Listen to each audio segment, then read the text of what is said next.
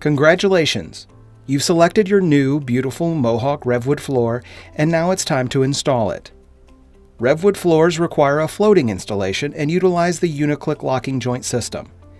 We've made this video just for you to cover important steps in site prep and floor installation. Remember, you must follow the installation instructions provided with your RevWood or RevWood Plus product in order for your warranty to be valid. All floating floors require underlayment. Also, if you're installing your new RevWood floor over concrete, you will need a vapor barrier. It is optional over a wood subfloor. For this video, we will be installing a RevWood floor with the pad attached. Before you install the floor, you'll need to inspect the site. RevWood floors require a clean, dry, flat, and structurally sound subfloor that is level and meets all local building codes. Floors should be installed in rooms that maintain a controlled climate. This means between 60 and 85 degrees Fahrenheit with a relative humidity from 35 to 65%.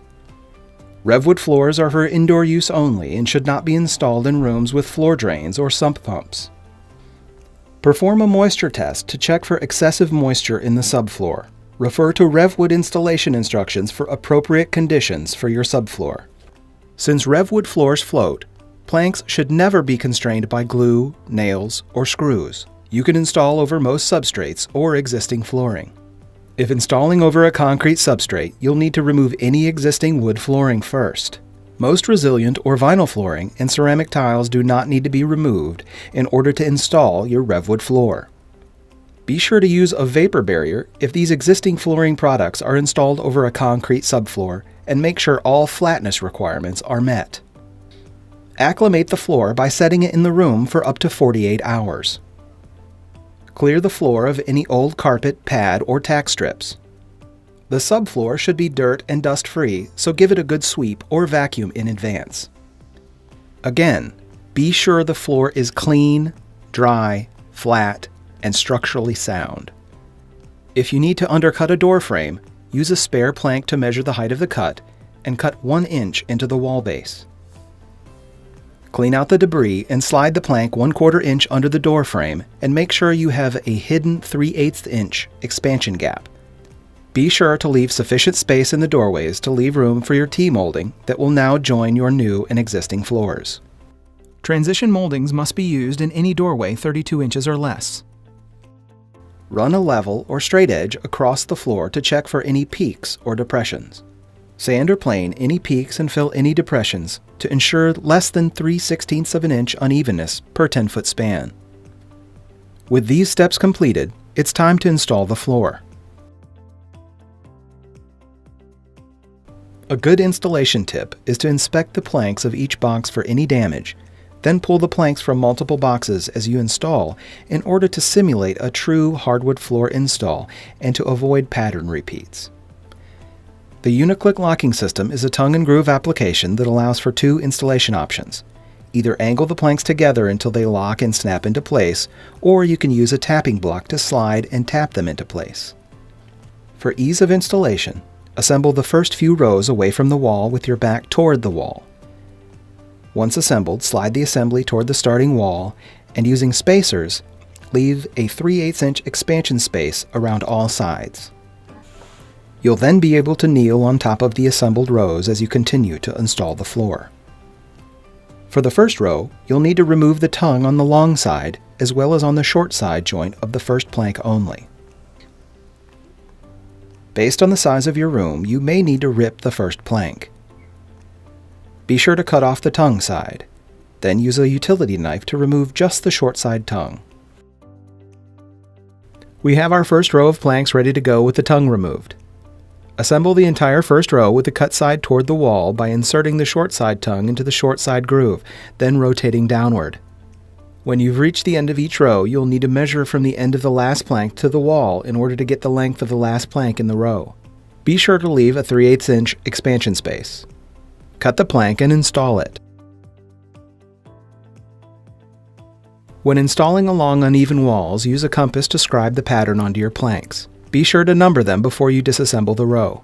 Cut off the pattern, then reassemble them in number order.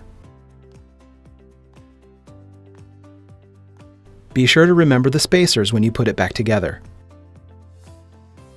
To insert the second row, insert the long side tongue of this plank into the long side groove of the first plank until the laminate edges meet, then rotate downwards until the joints lock.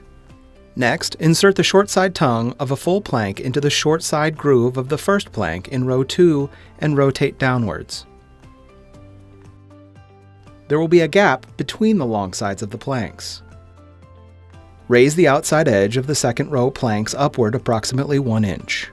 Maintain this angle as you pull the plank in and until the edges meet. Then rotate down on the planks until the joints lock into place. Here's a tip. You can place a carton of planks across the planks of the row being installed to keep the installed planks in place during installation. When possible, start the next row with the piece trimmed from the end of the last row. The first piece must be at least 8 inches long. Once you've assembled 3 to 4 rows, slide the assembly toward the starting wall, leaving a 3/8 inch expansion space around all sides. Spacers should also be placed at the beginning and end of each row. This will ensure that you've left enough space for the floor to expand.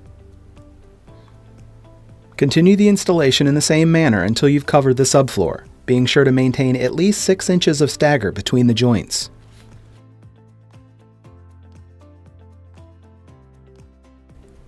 When installing under a door frame, tap or slide along the long side joint to close it, and tap along the end to slide the plank into place. For the last row, measure the distance from the second to last row to the wall. Cut each plank the correct width and install. Install the long side plank into the long side groove with the end joint aligned. Using a pull bar and a hammer, work evenly along the plank and lightly tap the joint closed. After tapping the long side closed, tap the short side closed using a tapping block or a pull bar. Inspect all joints and ensure the floor fits with 3/8 inch spacers and expansion gaps all along the perimeter. If you choose the tapping method of installation, you'll follow the same basic steps. Align the tongue and groove on the short sides, then place a tapping block on the end and tap lightly to close the joint. Follow the same method to join the long sides, lining up the tongue and groove and placing the tapping block no closer than 8 inches to the end of each plank. Then tap lightly along the plank to close the joint. Uneven tapping or excessive force may damage the joint. Finish the installation as demonstrated. Remove the spacers at the wall and proceed to add molding and trim to finish the floor, like a T-molding in your doorway or a quarter round at the walls. If you're installing your RevWood Plus floor and you want to enjoy the waterproof features such as the all-pet protection and wet mopping, you'll need to follow a few more steps in order to meet the terms in your waterproof flooring system and all-pet warranties. If you're installing your RevWood floor in a high moisture area such as a mudroom, kitchen, bathroom, or laundry room, you'll want to seal the entire perimeter with mildew-resistant 100% silicone sealant and also apply the sealant around any tubs, basins, or exterior doors. In kitchens, you'll want to add sealant around the sink, dishwasher, refrigerator, ice maker, or other water lines. In order to take advantage of the waterproof flooring system, you must apply a silicone bead around the perimeter of every room where RevWood Plus is installed. Be sure to install according to RevWood specific installation instructions as we've demonstrated so far. You'll need to verify that the joints on all sides of each plank are fully engaged and without any gaps. Insert the foam backer rod in the gap between the wall and the edge of the planks. Run a bead of 100% silicone along the top of the foam backer rod around the entire room so that the edge of the plank is covered. The silicone should connect the edge of the laminate surface to the wall or vertical surface.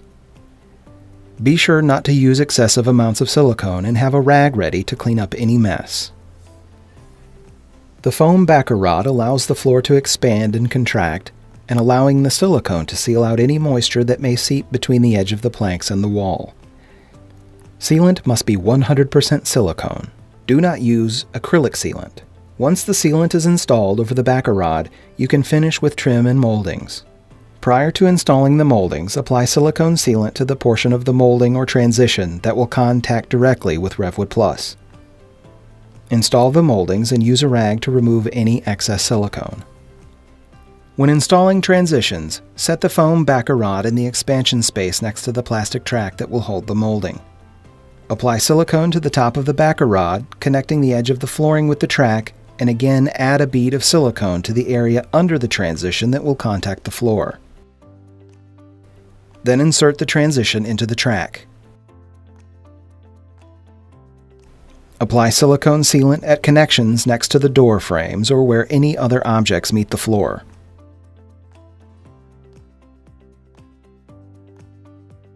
To clean your RevWood floors, simply wipe dirt and dust away using a dust mop or a damp mop. You can make your own cleaner by using 1 cup of vinegar or 1/3 cup of ammonia to 1 gallon of water. Spray the cleaner directly on the mop and not on the floor. You may wet mop RevWood Plus floors with water only if it's been installed according to the installation instructions. Be sure to wring out your mop before placing it back on the floor. Do not use steam cleaners and jet mops. They can damage your floor.